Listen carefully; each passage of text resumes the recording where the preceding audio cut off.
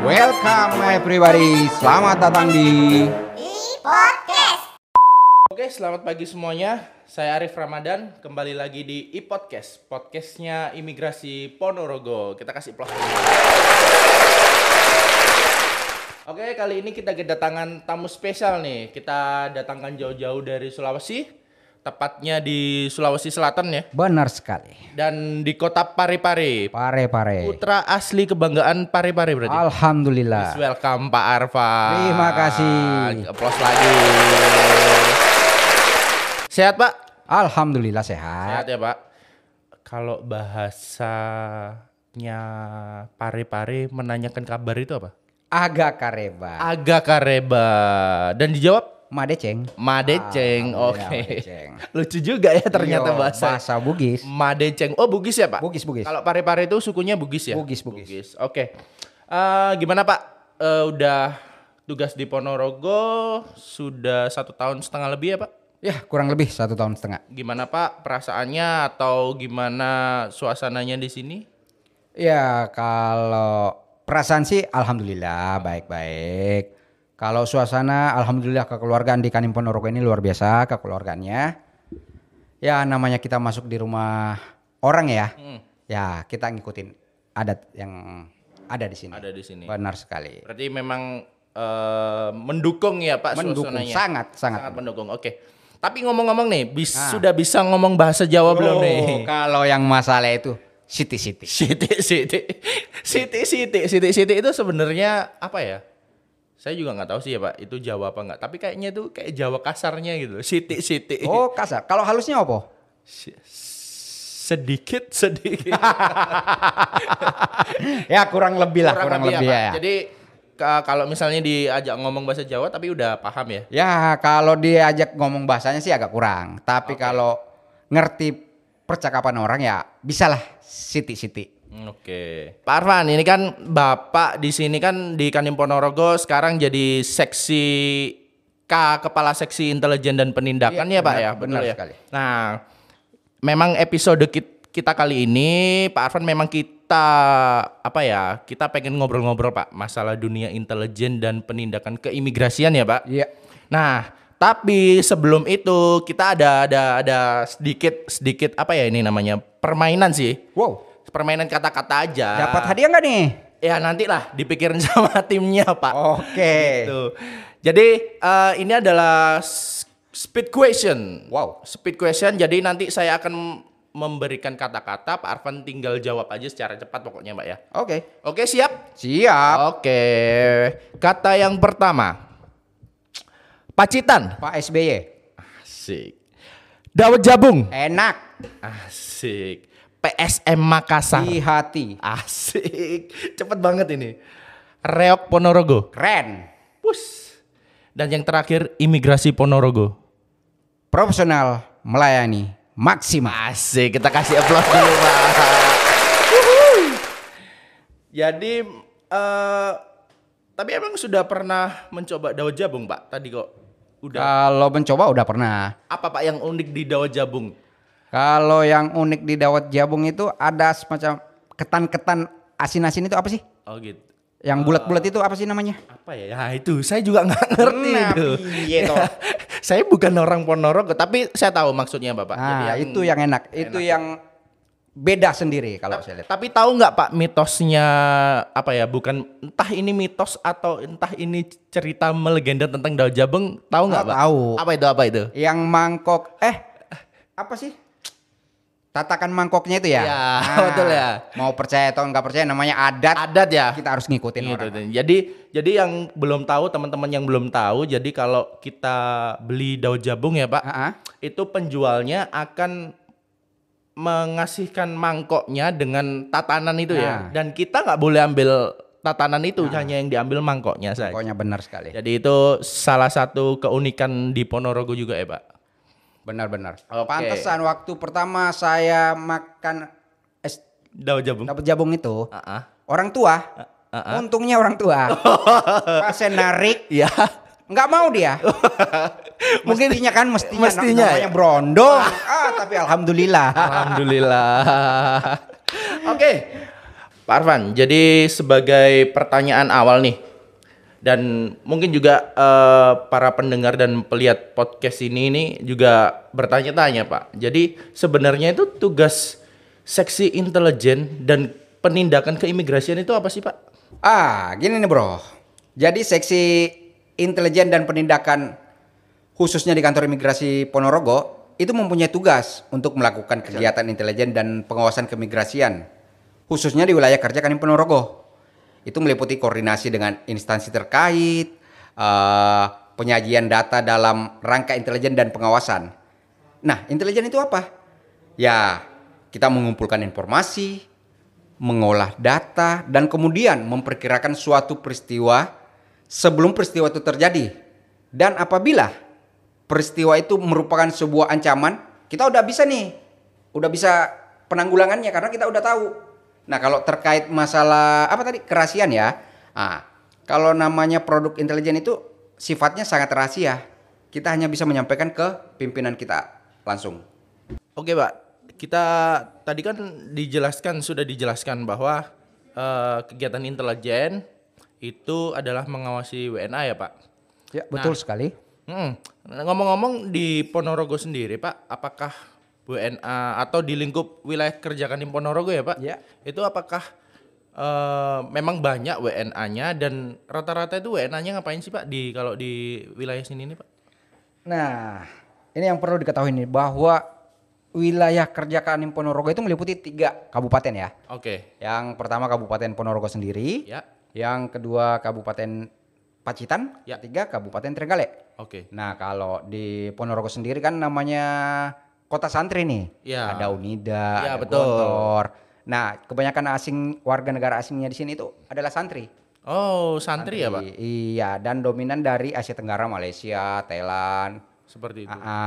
Kalau di Trenggalek sendiri itu perkawinan campur. Oh, perkawinan campur. Ya. Iya, penyatuan keluarga lah istilahnya ya. Ya. Entah istrinya asing, Indonesia ataupun suaminya Indonesia. Ya. Nah, kalau di wilayah Pacitan sendiri itu dominan dengan wisatawan. Karena kita ketahui bersama bahwa Pacitan itu kan Kabupaten. Aduh, udah berasa keluar negeri nih kayaknya. Keluar negeri nih. Udah lama gak keluar negeri ya? Ya, seperti itulah. Jadi gini nih. Kalau untuk Kabupaten Pacitan sendiri itu kan daerah pesisir pantai. Oke. Jadi destinasi wisatanya ya cukup beautiful lah. Oh. Kata orang-orang Inggris kan beautiful. Ya, jadi memang pas lah untuk wisata di sana. Jadi memang rata-ratanya wisatawan asingnya adalah untuk wisata ya Pak? Benar sekali. Oke. Tapi segitu banyaknya, terus petugasnya sendiri itu apa ya? Maksudnya ada berapa sih Pak komposisi petugas di seksi intelijen itu? Anggotanya ada berapa sih Pak? Nah, kalau di seksi intelijen sendiri kan ada 2 nih subnya. Pengawasan, intelijen ya kan? Terus yang satunya penindakan. Nah, kalau di intelijen sendiri ada 3 staf, di penindakan ada 2 staf. Oh, berarti ada total berapa Pak kalau di seksi? Total dengan kepala seksinya sendiri 8. Oh, 8. Benar sekali. Berarti 3 orang anggota intelijen ngecover 3 kabupaten wilayah kerja Kadin Ponorogo. Oh, tentu secara logika nggak bisa. Iya. Terus gimana itu Pak? Caranya biar apa ya? Kita sebagai petugas tahu nih. Oh, di sini ada ini. Oh, di sini ada ini. Terus gimana Pak? Nah, selain kita sendiri ada namanya Timpora. Tim pengawasan orang asing. Ya. Nah, di dalam Timpora itu sendiri anggotanya, anggaplah kita berbicara di Pacitan nih. Ya. Kita berbicara Pacitan, anggotanya dari Polsek, Dandim, Polres, Kejaksaan. Nah, itu dalam satu tim kita. Nah, seumpama di Pacitan ada case, ada laporan orang asing, keberadaan orang asing, itu kita ada grup WhatsApp. Oh, berarti adalah mereka ini instansi ini adalah kepanjangan tangan ya kalau Pak, benar sekali perpanjangan tangan kita. Benar ya, sekali. Jadi bisa dari mereka yang ada di lapangan, temuan yang ada di lapangan dilaporkan ke kita. Kita tindak lanjutin. Kalau memang kita perlu turun, kita akan turun. Oke, berarti Timpora ini merupakan apa ya, hal yang penting juga ya Pak di dalam tugas seksi intelijen dan penindakan ini? Benar sekali, sangat penting. Oke. Berarti untuk anggotanya sendiri khusus di intelijen nih Pak, apakah ada kualifikasi khusus atau ada apa ya, harus khusus lah pokoknya petugasnya? Ya kalau khusus sih enggak ya. Jadi semua pegawai bisa di seksi intelijen. Oke. Nah jadi untuk meningkatkan meningkatkan kemampuan di bidang intelijen itu nanti kita akan berikan pelatihan-pelatihan.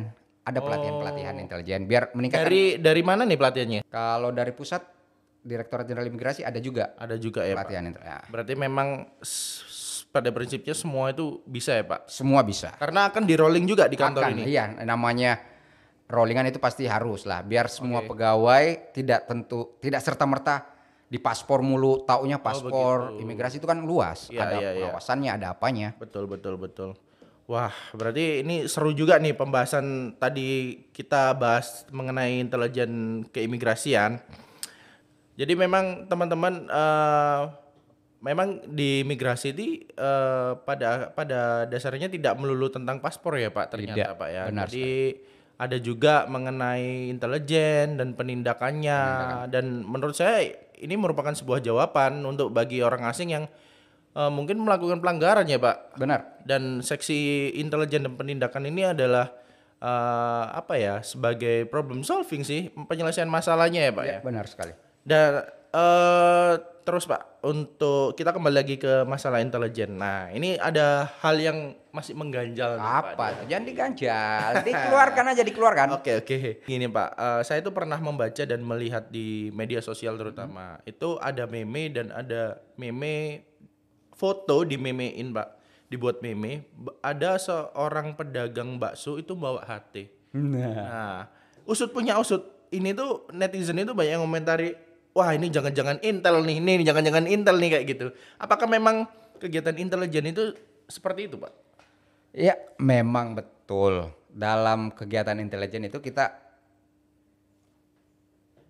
melakukan kegiatan penyurupan, pengintaian itu secara tertutup. Secara tertutup dan melepaskan identitas kita. Berarti tidak ditunjukkan identitas. Tidak. Berarti bisa juga kita melakukan penyamaran itu bisa ya Pak ya? Bisa. Mau jadi cleaning service, mau jadi apa itu bisa. Itu salah satu penyurupan lah. Itu salah satu penyurupannya. Tapi tujuannya tetap cari info ya Pak? Cari info.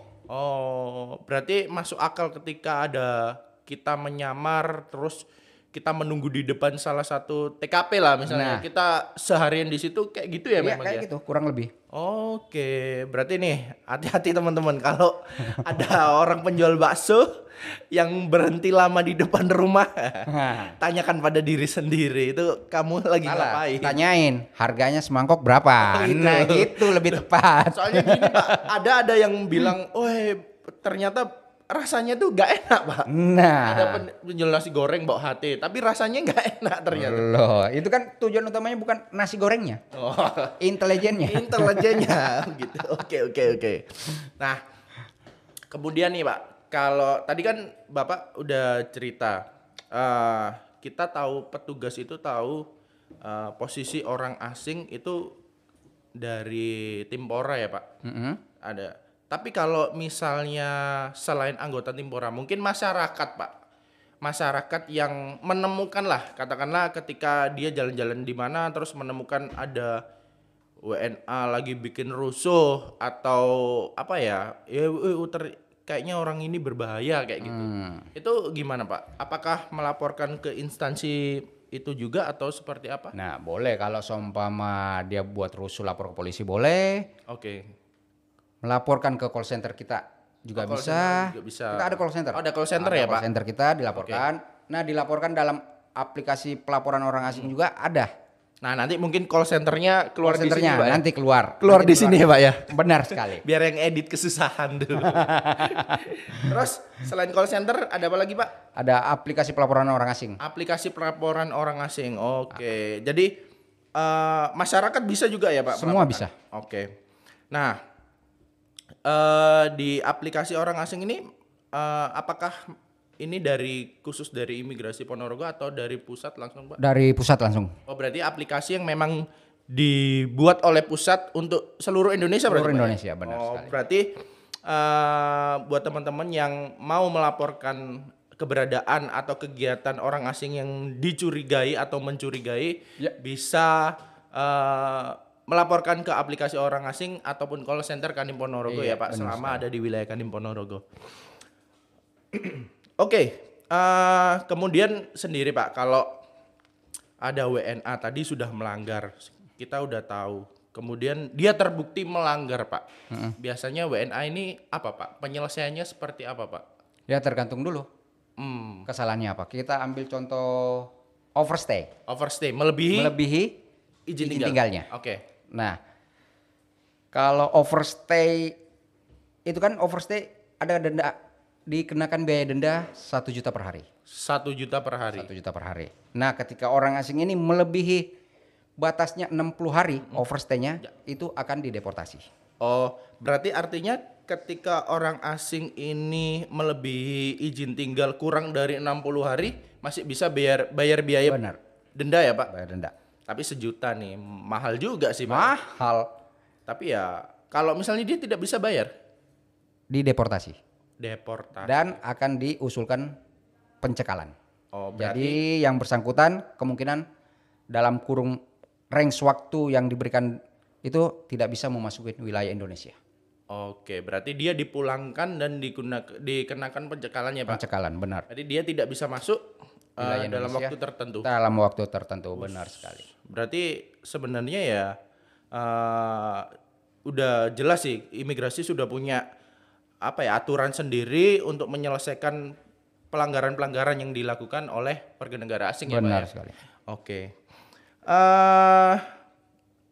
Terakhir ini Pak, Apa tuh? karena Cepet. iya nih Saya Pak. betah nih. Waduh, nanti kasihan yang ngedit kalau panjang-panjang. Pak. Wah, nggak apa-apa, nggak apa-apa. Dan memang kita sengaja untuk obrolan kali ini tuh yang umum dulu sih Pak. Karena kan teman-teman pendengar dan yang melihat podcast ini juga biar tidak susah juga dalam memahami. Karena intelijen itu memang ternyata aspeknya banyak dan ini tadi baru kulitnya aja Pak ya. Baru kulitnya.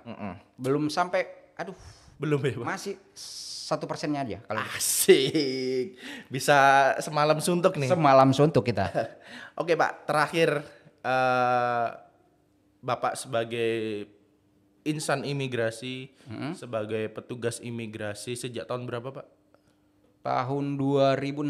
Nah, dari tahun 2006 pasti Bapak sudah berpindah-pindah tempat, pindah-pindah tugas, entah itu di Jawa ataupun di luar Jawa.